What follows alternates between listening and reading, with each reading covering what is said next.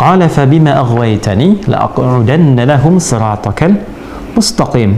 Ya, qala, maka syaitan itu berkata, bima aghwaytani, karena engkau telah menghukumi aku tersesat.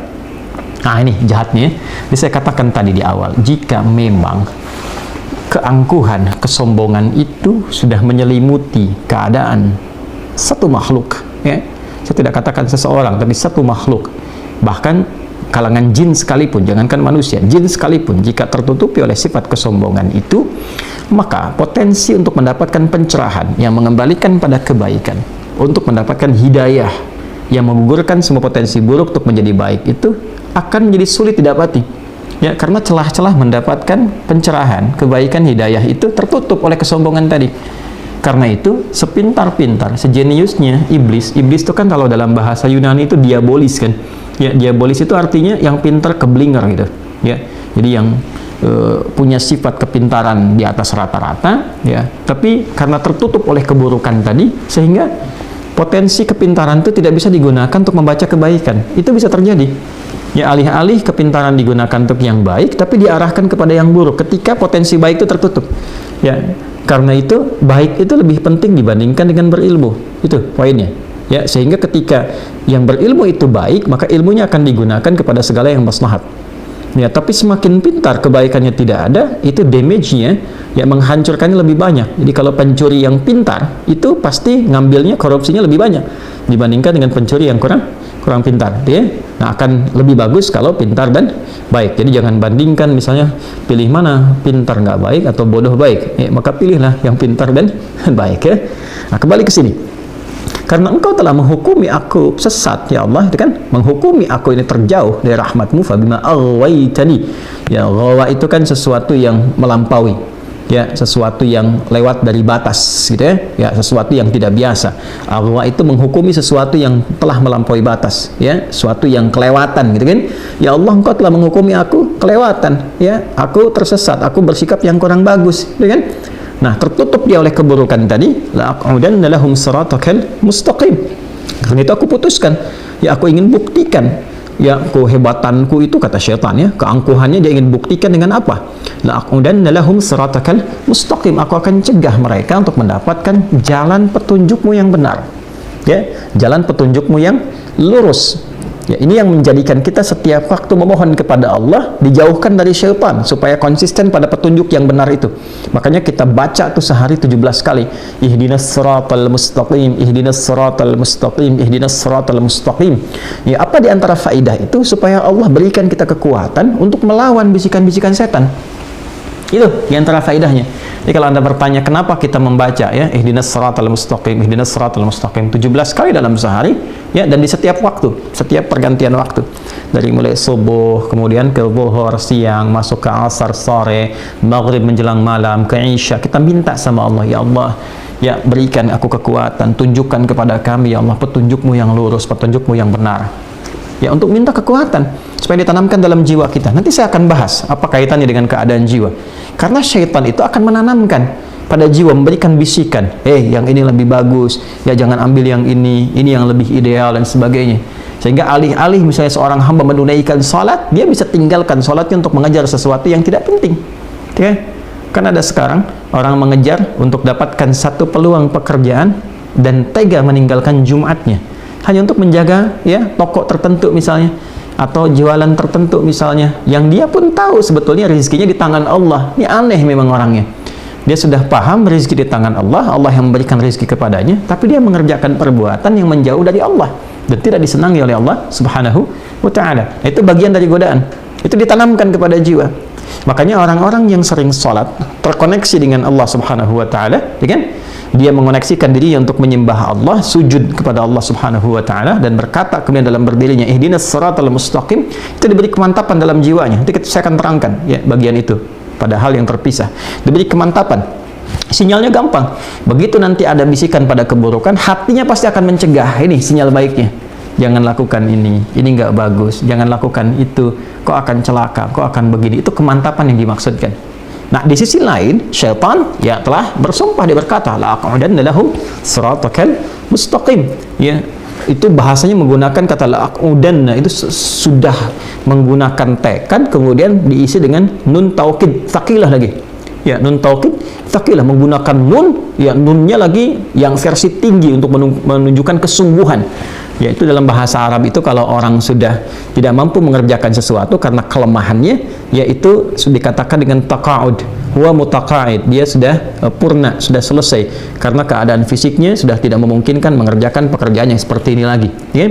Nah, kalau kita ingin melemahkan sesuatu sehingga tidak mampu mengerjakan tugas yang akan dilakukan dan dia menjadi betul-betul lemah, itu menggunakan diksi yang disebutkan dalam Al-Quran ini, ya, la'aqudanna, itu la-nya menunjukkan kesungguhan, ditambah lagi keseriusan pakai nun taukid, itu tsaqilah di situ, ya, dan itu menunjukkan tekad yang sangat serius. Aku betul-betul akan melemahkan, itu kata syaitan, ya, dan ini ditampilkan di Al-Quran untuk memberikan informasi kepada kita supaya kita kenal, gitu. Ini kalau Allah sudah sampaikan, tegaskan, nggak sadar juga manusianya, dengan cara apa lagi dihambat untuk berbuat salah. Jadi ini menunjukkan bahwa Allah menginginkan hamba itu jadi saleh. Karena itu diinformasikan. Ya, syaitan berkata, diinformasikan di sini, syaitan berkata, aku akan serius, bersungguh-sungguh melemahkan setiap potensi manusia untuk mengikuti petunjuk Allah yang benar.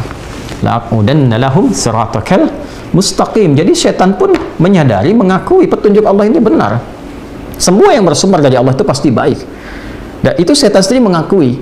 Ya, karena itu jangan diikuti, ya, provokasi-provokasi setan ini, karena dia pun mengakui semua yang bersumber dari Allah itu benar. Artinya kalau Allah memerintahkan itu yang terbaik. Kalau Allah melarang, di situ ada bahaya. Kan? Jangan korupsi, jangan mencuri, ada bahaya di situ. Jangan menipu, jangan berdusta, ada bahaya. Jangan membunuh, jangan berzina, ada bahaya di situ. Jangan riba, ada bahaya di situ. Kan? Setan tuh mengakui. Cuman karena kesombongan, dia gengsi mau ambil. Ya, karena keduluan oleh Adam, dia nggak mau tuh, gengsi dia pada kondisi itu. Itu sebabnya yang menjadikan dia memilih untuk memprovokasi hamba, melemahkan supaya nggak paham. Ya, jangan mencuri, diberikan gambaran-gambaran seakan untuk dengan mencuri itu jadi lebih nikmat, jadi lebih banyak, jadi lebih elit, jadi lebih luar biasa, pengaruhnya hebat, harta dapat datang dengan cara yang cepat, banyak lagi, sehingga semua diangankan, digambarkan, lupa dengan petunjuk. Itu yang dimaksud la'aqudanna lahum. Ya, saya kelihatannya lebih enak. Jangan zina, tetap aja ada yang zina. Karena digambarkan gitu.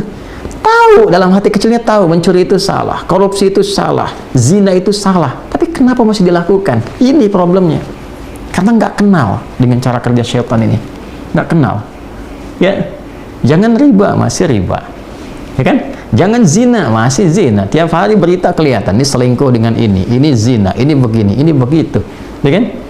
Jangan korupsi, tiap hari kita lihat berita, ini pencurian, ini penipuan, ini korupsi sekian, ini begini. Masih terjadi.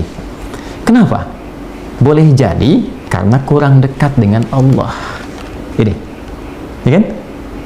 Bahasa gampangnya kurang ibadah, kurang sholat, jarang baca dengan benar ihdinas siratal mustaqim. Sholatnya nggak khusyuk, kelihatan kayak yang sholat, tapi nggak khusyuk, nggak fokus dalam sholatnya. Sholat pun karena ada motivasi tertentu saja. Nah, ini problem, itu juga ada dalam Quran. Ada orang yang sholat itu karena motivasi tertentu, karena ria, pencitraan, karena ngejar sesuatu, disebut dengan celaka. Kasihan, fawailul lil musallin alladzina hum an salatihim sahun alladzina hum yura'un. Ada lagi sifat nifaq, munafik, kelihatan, ingin cepat-cepat, ingin buru-buru, karena tuntutan tertentu saja. Motivasi sholat pun karena ingin mengejar dunia. Itu problemnya, sehingga tidak ada kemudian keistimewaan dari kalimat itu yang menghunjam kepada jiwa yang betul-betul meminta kepada Allah untuk dilindungi. Ini poinnya. Dan dahsyatnya apa? Di ayat ke-17 ya teman-teman, thumma la'atiyannahum min baini aydihim, kan? Kemudian wa min khalfihim wa an aymanihim wa an syama'ilihim wa la tajidu aktsarahum syakirin. Ini poinnya. Ya. Dan dia betul-betul sudah bertekad karena menggunakan lam tadi, kemudian nun taukid, tsaqilah di akhirnya. Ya, nun taukid tsaqilah itu menggunakan tasydid di atas nun berharakat fathah.